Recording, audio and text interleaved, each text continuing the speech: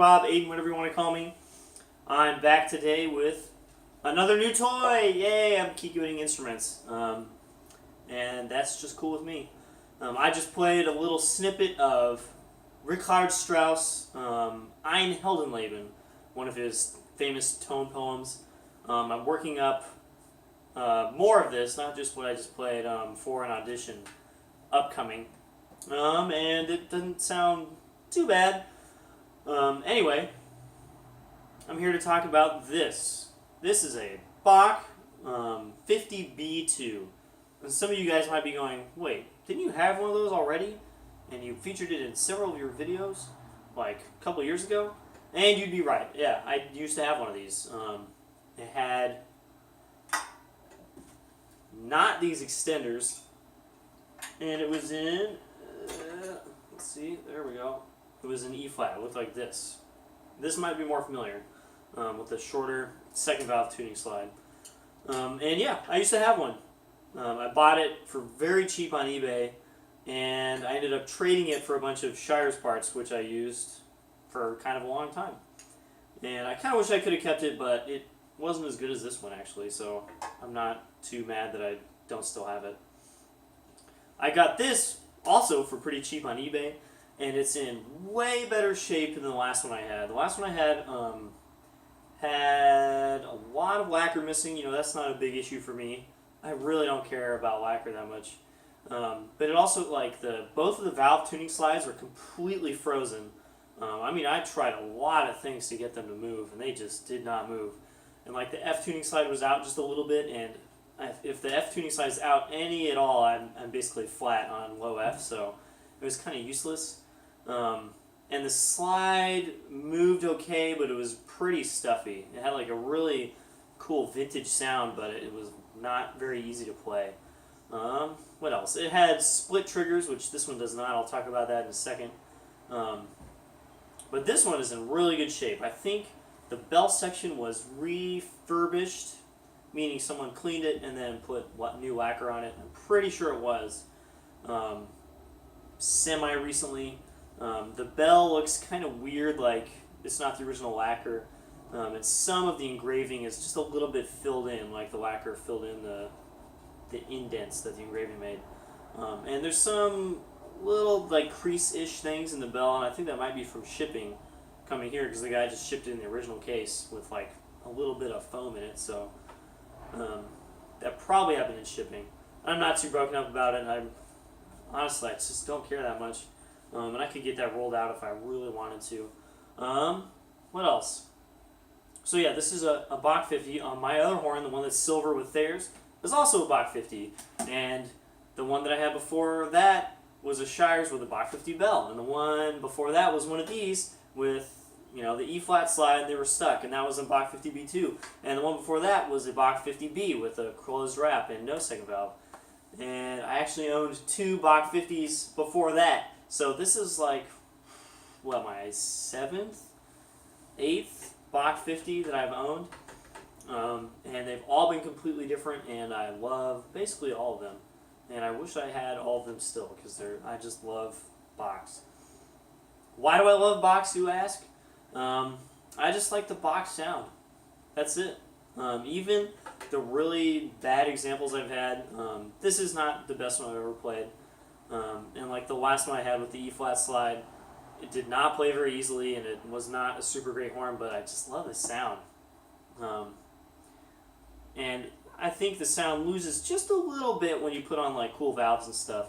And there's some stuff in this sound that I like a little more than my main horn with the Thayer's, but that Thayer horn is just better all around. So yeah, I like Bachs. This is obviously a rotor Bach. It has the original rotor Bach, or Bach rotor valves, which are pretty small and not the best. This one is in pretty good shape, but the F valve has a lot of play, like in every direction, which means it's not sealing very well unless you have a ton of oil in there. It's a lot like my 42, oh man, this is just falling in, which I just talked about recently in another video. The valve is not super great. As long as I have a bunch of oil in there, it seals, and then it plays pretty well. And this one is even a little worse, I think. and so I have some heavier oil on the way that I'm going to use on it. And just the blow through the valves, obviously it's not going to be the same as my Thayer horn, just because those are way better than these in basically every respect, except size, I guess. But it's really not that bad. I mean, you guys heard the low C's I was playing. They're not like point and shoot, boom, I can just play low C. They're not like that. Again, this is like the 4th time in a row I've talked about closed wraps and rotor valves, I guess, that kind of applies to. You can't just nail stuff to the wall. See how it just kind of goes. There's like too much resistance, too much back pressure. But if you finesse it, and even that second attack wasn't super great. If you realize what's going to happen when you play and kind of adjust for that, you can play pretty loud, low stuff. Can I get to the same dynamic levels I do on my other horn? Not even close. And I don't really want to. This isn't really what I would use for super loud playing. And that's okay. And you guys probably saw it, I just mentioned, this has not split triggers. So it has 2 valves, right? You have to use F valve to use the D valve, so you know it's dependent. You can only use one or both. You can't use the D valve by itself. That's okay. That's what I lived with for a long time with my Holton way back in the day. Oh man, this is just being annoying today, isn't it? And most horns, pretty much every horn ever made today has split triggers, so even on a dependent horn like this. So you press the F valve here, and then the other valve is activated with your middle finger below the slide brace. And that was kind of a recent invention, maybe the 70s, 80s-ish is when they started putting those on stock instruments, and it wasn't just custom people putting those on. And this is from before then, so it has F valve and both valves. And it has like a little roller in between on both, which is useless. I don't even know why it's there. And this is probably the worst double valve design that exists. Like with my shirt and ghetto grip, which is not on here as you can see, I like can't use the valves because the paddle's like too close to this way. And so it's like super uncomfortable, and so I have to hold this way differently than I do with my other horn. And you can slur from a 2-valve note to a 1-valve note, but you can't slur from a 1-valve note to a 2-valve note.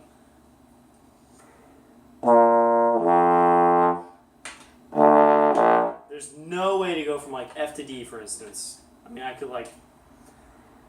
I mean, there's no way. I can do the other way around.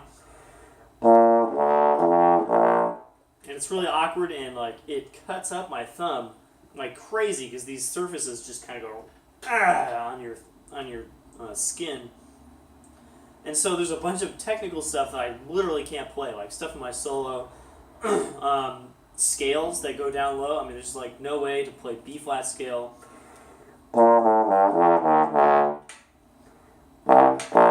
There's no way to go from D to C at all, unless I go E flat to D. No, there's no way to do it. It's dumb. It's a really dumb system, and I miss split triggers. If I have anything done to this that makes it more playable, it'll be split triggers, and that's probably about the only thing I would do to really change this. Also, so I bought this mainly because I'm totally happy with my other horn. I really don't need another bass, but I want to try out other Bach parts on it, like tuning slides, bells, and slides. And so I got this because it has another, well, most importantly, it's a corporation Bach. This is like 7th corporation Bach I've owned. I just like corporation horns. I've talked about this, and I think in my last video. They're just pretty-ish consistent. I mean, it's not something you can really say about Bachs, but I like corporation horns. Usually they're better than later horns. That's what I want to say. And it comes with all Bach corporation parts, which is the same as my other horn. And so I tried out the slide from this on my other horn, and it plays better.